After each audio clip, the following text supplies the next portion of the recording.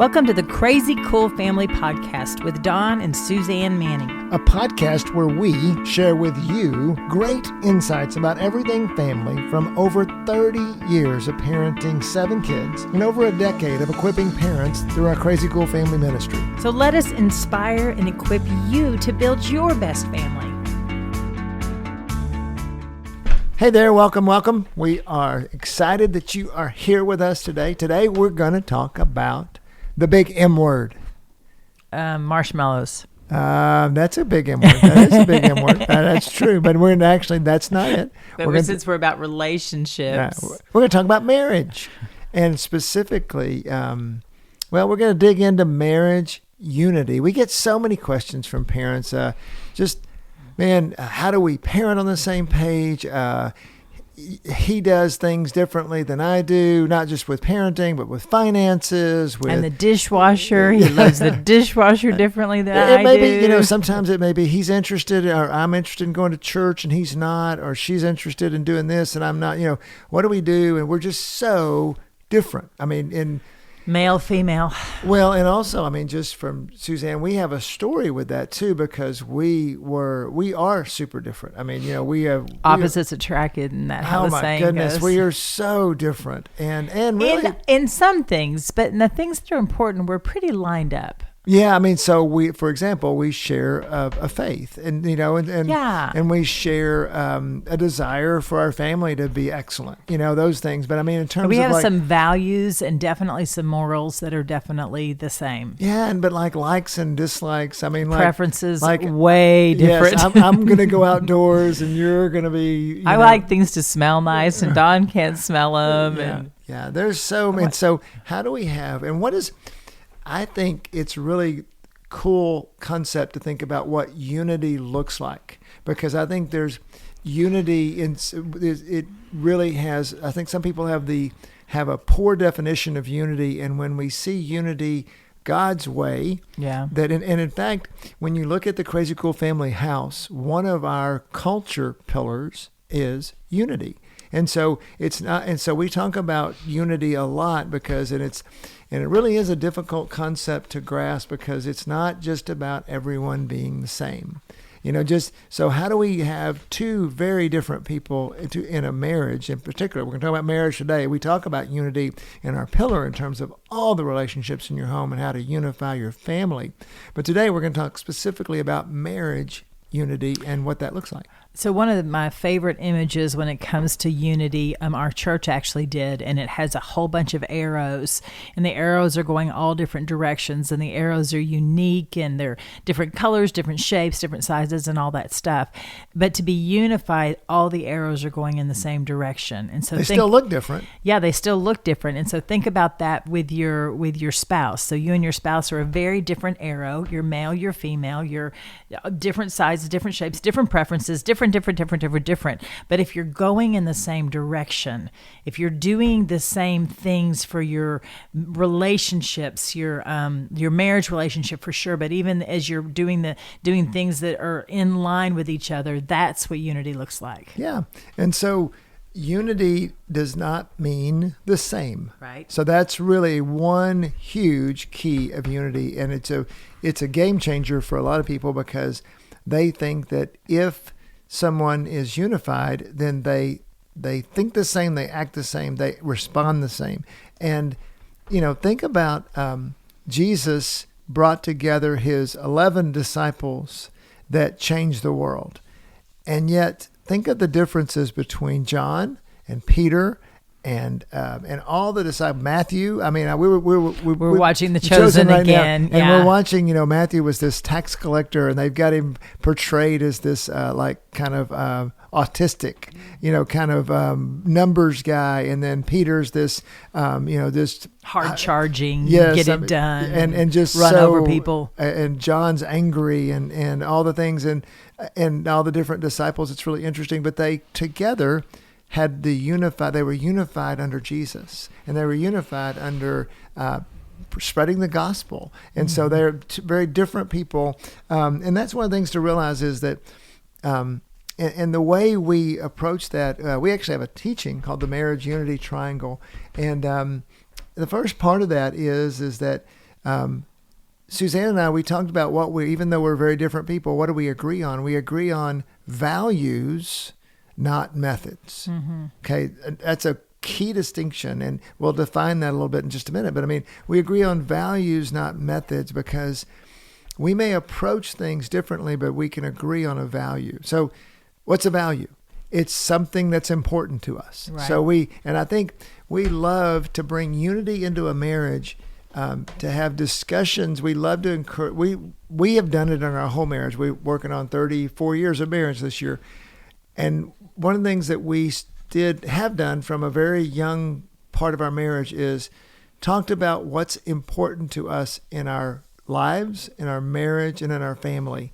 And those are great discussions to have in your marriage to bring about unity. So expand on that. Like, what's an example of that? What does that bring to mind for you? Yeah, and so to me, sometimes the word value gets lost in loftiness. And so to me, it's like, what's important? What's important to you? What's something that you're passionate about?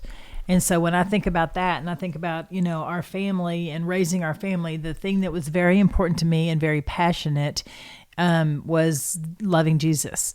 That we would have a relationship with Jesus, that I would have a relationship with Jesus, that my husband would have a relationship, my children would have a relationship with Jesus. And so that was what we would say is a value. And so we valued that, but we come at it very differently. Like Don, when he hangs out with the Lord, looks really different than when I hang out with the Lord, or even how we presented Jesus to our kids looked very differently. And so that's the methods inside the value. The value is loving Jesus. And I'll give you another example that's actually even more practical, that's kind of a sub value, is that when I was looking, we decided we were going to have a larger family. We were open to having a larger family. That's a value. That is something, mm-hmm.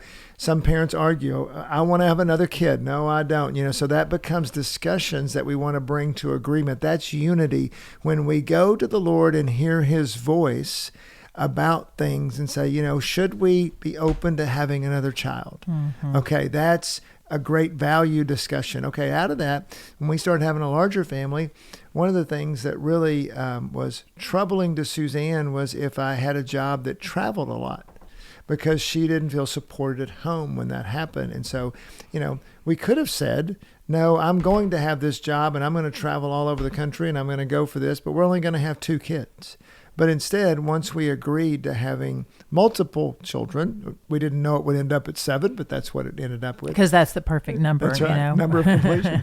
But at that point, we came to an agreement that I would not have a job that traveled a lot. Mm-hmm. We talked about, said, well, I can't tell you I'll never travel. Because that's going to restrict my career too much, I think, and in order to provide for the way that we want to provide. And so we agreed that I would only do minimal travel, and that was something that worked for us, and it definitely made some choices that I didn't take positions or didn't look for things that were high travel jobs. Like I'm in the accounting field. I could have taken consulting positions, things like that. But that's an idea. When we center our discussions around values, not methods, it really helps to bring about unity in the marriage. And then we're not so discussing, well, no, you do this and you need to do it my way. Mm-hmm. It's more about, hey, okay, so I had a lot of jobs I could take, a lot of different career opportunities, things like that, and we could pray through that. But it didn't mean that I had to. So she wasn't telling me exactly, go take a job where, go be a school teacher, that so that you have summers off or whatever. We had to compromise and see what that would look like with our provision needs as well as my career desires and but how she needed to be supported at home. Yeah, and so I think that as you say that, then the values are what kind of rises to the top. It's what you're both in agreement on. You have a green light, if you will, for those values, what those are. And so we just encourage you to get together with your spouse, go on a date or curl up in bed at night after all the kids are in bed and just say, what are some things that you value? And maybe you can start back with your own childhood and your own family that you grew up in. What came out of there? Like one of the things that came out of there for for us from Don's family is that they were super steady and secure, and they were stable. And so they pretty much stayed in the same house, and they were just available. And we valued that. We valued that for them. And so we became that as well. I mean, we've lived in 3 different houses in 3 different decades because we wanted the consistency for our kids. We valued the local church. Yep. And so we chose to have the local church. We've been at the same church for our whole marriage and our whole family life. And so that was we wanted the local church to be a part of our lives. Mm-hmm. And we served there. And the thing got involved. And that's another thing that we did, that we valued in relationships and investing in the next generation. And so we served in the children's ministry together for several years. And so, but what happened is that the reason we talk about values instead of methods is because, man, Suzanne and I spent the first decade of our marriage trying to turn with good intentions. And I think it's so often I see with marriages that people sometimes they're manipulative, or sometimes it's anger or whatever, but so often we are so trying to help our spouse. We want things to go well for them, and we want things to go well in our marriage. But we are really, what Suzanne and I did that we had to adapt differently is we tried to turn each other into each other. Because my ideas were way better than his, way more efficient. I mean, and I know I drove him crazy because I didn't have the systems like he would have them, and I didn't do it the way he wanted it done. And I certainly didn't do it the way she wanted it. No, poor man just backed out of doing it because it's like, I can't win. Well, but that goes to the methods. That's the methods that it took us a long time to get synced up to and realize that it doesn't matter what the method is, as long as you get the job done, the value supported. Then you can load the dishwasher however you want, as long as the dishes get washed. Right, and that it's okay. In fact, if I try to let's take the system example. So I come at things more systematic. I'm not the most incredibly organized person, but I definitely have systems. And I tried to help Suzanne by, when she's got the chaos and the mess of having 5, 6 kids around, whatever it was at the time, hey, honey, if you would do it things this way, again, with good intentions, if you would set this system up. Well, actually, for her, I was inhibiting her. I was making her not her best self, but not her worst self necessarily, but with the great intentions, because when she did it that way, it really stressed her out, and it wasn't something that my way was not helpful to her. So when we agree on a value, well, we want to make sure the kids are taught. We want to make sure that they learn to be potty trained or whatever. You didn't have any systems about potty training. What are you talking about? That's true. It's probably not a great example, but it was. Your system set in when it came to like doing things around the house or being, having the kids, and there was a lot of systems that the were way great. we did homeschool, the way you did homeschool, the way time and the place and the spot and and the way that like I was with sports teams and things like that. I had a way to do things, and it was he had a mom come help him, which was perfect. He had the team mom. I was like, I want a team mom. Exactly.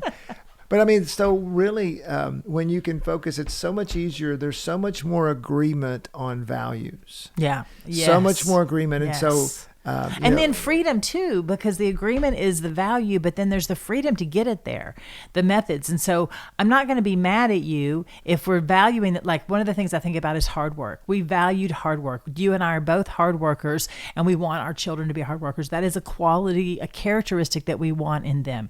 But we came at it 2 completely different ways. I would basically do it with them because I'm acts of service. And so I would show them how, or I would be the example of how to be hardworking, and you would empower and equip them. Okay, see this bush? You're going to cut this, this, and this. I'm going to go cut this bush, and I'll come back and see what you've done on this bush. It's radically different, but it worked. But both of them have the same objective, and that is we want them to work hard on their own. So, for example, I'm a teacher at heart.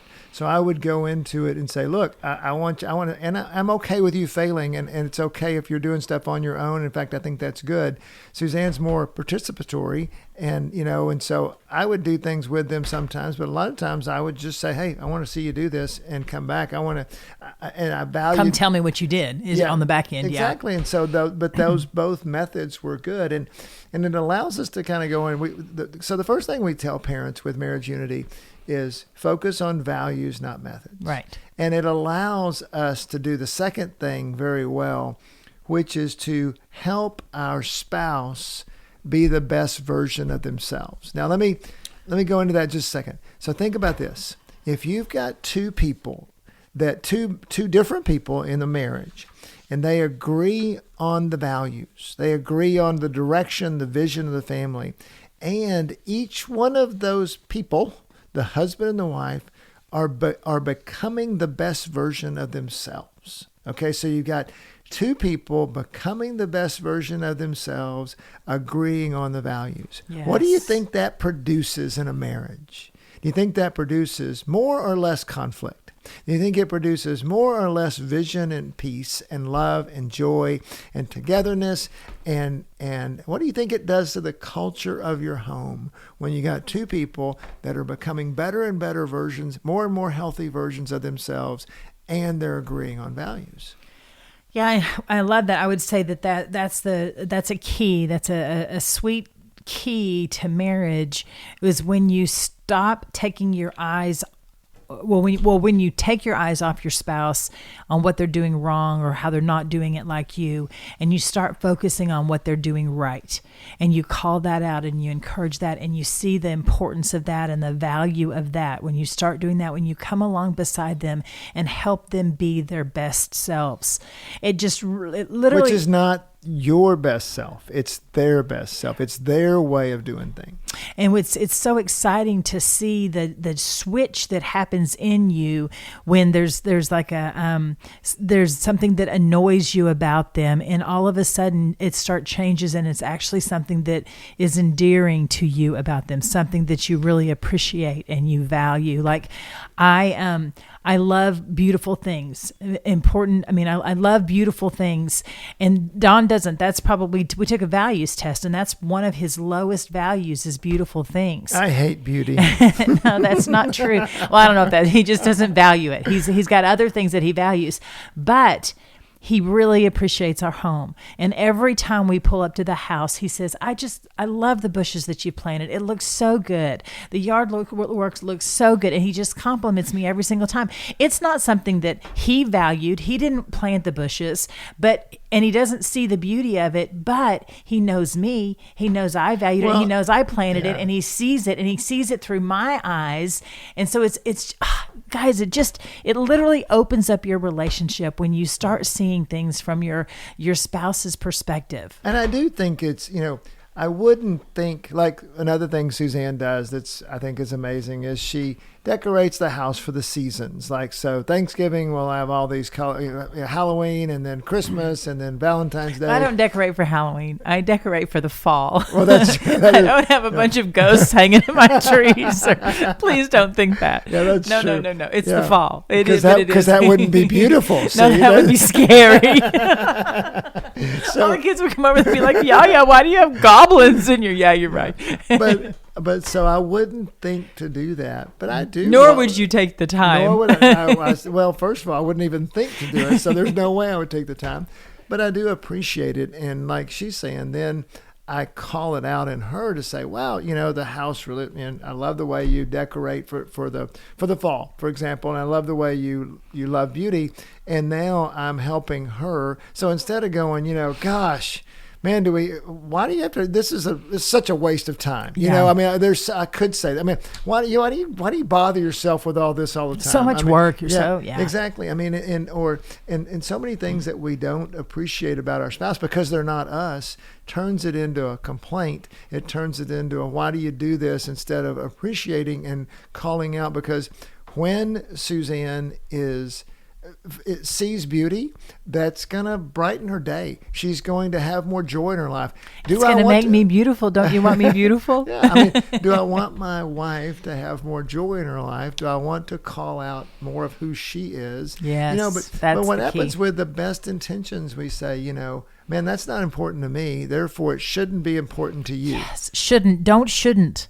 Just don't shouldn't in your marriage. Yeah, and then instead we say, you know what? Instead of me trying, and this is a game changer too, I think, is that when I focus more on how I can become a healthier version of myself, I actually open up a door for my wife to listen to me more. Mm-hmm. Okay, because now if we're constantly trying to improve our spouse, with great intentions, I really think that, we have good intentions in the first decade of my marriage, I had great intentions of wanting to help Suzanne. And I was so frustrated that she wouldn't take my help. I try to help. What? Gosh, I'm just trying to help. Yeah. What do you want me to do? I'm just, all I try to do is help you. And you don't ever listen. You don't ever do anything, those type things.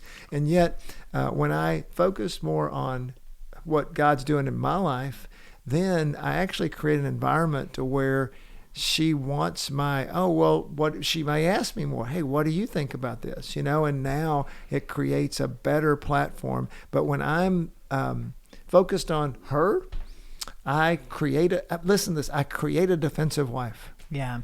And is that what you want to do? Do you want to create a defensive spouse? Yeah. You're doing it when and so think about that. That's why we call it the marriage unity triangle, because some people say, well, God should be at the top. Yes, but really it's values at the top of the triangle. And then you have the two spouses on the bottoms of the triangle trying to create the healthiest version of themselves, and then together trying to create the healthiest version of each other.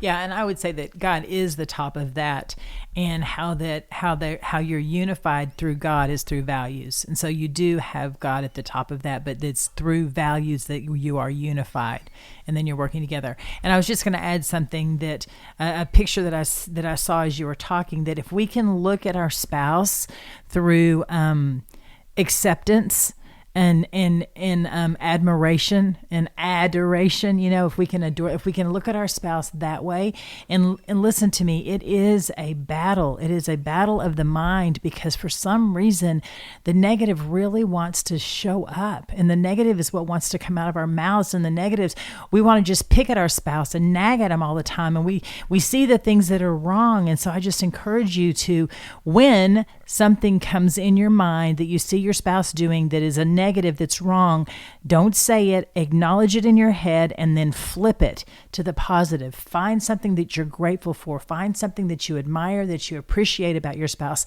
Say that out loud and start building that into your culture. And when you do that, then your marriage is going to start becoming more unified, because who doesn't want to hear good things? Don't you want to hear from your spouse? I love it that you do that. I'm so grateful for that. You're very good at that. I was thinking about this the other day, that how you pay the bills, and I just want to thank you for that. And so just go that route. Go down positive lane. And when negative lane shows up, then try to reframe yourself to get back on positive lane. Well, and so think about that in terms of also, what happens when you have conflict. If you can bring the conflict, if you have those differences and even with the discussions, how do you bring them back towards the value, not what they're doing right or wrong? And that's a great question to even ask your spouse is, hey, when you do this, what's your intention? Asking questions about what they are thinking, help me understand. I've done that so many times with Don now, and he's told me, and I'm like, oh, yeah, I didn't think that, but yes, that's exactly right. Because we're different, and we don't think the same way. And we don't want to, and we don't need to. I don't want to, Suzanne's this marriage. But you do start to learn what we call their language. Yeah. So like Suzanne has a language in which she operates. She has intentions, and one of the things I've learned from her, and I'm super grateful for it, is that she rarely has She rarely has negative intentions. Now, sometimes she may be annoyed at things or whatever, and therefore something will come out. But that's different than, even then, she doesn't want to hurt me, or she doesn't want to ever. Yeah, exactly. And so that's a belief.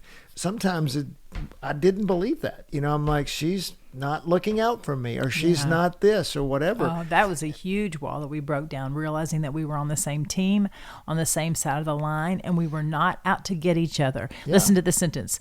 We were for each other. We had to remind ourselves. And even as we would go to have a disagreement or an argument, one of us would say, remember, I'm for you. We're for each other. We're on the same team, and be reminded of that, because the enemy wants to kill, steal, and destroy. He wants to divide and conquer. And the best way he can do that is to pit the spouses against each other. And for us to believe disunity. Yes, for us to believe that we're not for you, that you've got your own plans, your own agenda. You're out for your own, you're out for yourself. And that's so when you ask true. Those questions, and it may be sometimes, but what happens is when you say, hey, tell me your intention about that. And then, and sometimes it might be, I was just mad. I didn't care about anybody. I was just looking, and okay, great. Okay. So do you see, then you start to say, hey, do you see how that is? And sometimes the spouse will come to their own conclusion as you ask the questions. Yes, I see that I was hurting people, that I was, maybe it's a parenting issue that you're going through. But when we accuse versus ask the questions of intentions, now instead of having our spouse come to their own repentance and their own relationship with God and trying to be their best self, now we've accused, put them in a defensive stance. So these discussions, what we're talking about, how do you build marriage unity? One is some of it is just asking about intentions. Hey, we've agreed on this value. Yeah. We've agreed on this value that we don't want to, maybe it's that we don't want to be angry. Mm-hmm. We don't want to be an angry home. We don't want to be we don't want our kids to be angry. We don't want, when you lose it, Suzanne, with the kids, or what happened there? Well, gosh, I want to do this. I don't want to do that. Okay, now she's coming to her own conviction and letting God speak to her versus me saying, well, Suzanne, you don't need to be angry, and that hurts the kids when you do that, and blah, blah, blah, blah, blah, and put her in a shell, and because me as being spouses, we don't want to be parented against each other. We don't want to be parented by each other. Yeah, exactly. It's time to, we want revolution. We want revolution. We don't want that. We want revelation. It leads to revolution. Revelation that leads to revolution. It does, actually. We do want to revolt against the controlling spouse. Yeah. But it does lead to when we can pursue our spouse with those questions of, help me understand what's going on, or give me more, what are your intentions? When we can do that, then that opens up our spouse's mind to think about what's happening and what's going on. And it allows the Holy Spirit to come in and convict, because we don't need to be our spouse's Holy Spirit. We don't need to be the one that's convicting them. They don't need that from us. They need our love, unconditional, they need our acceptance and unconditional love. All right, let's land this plane.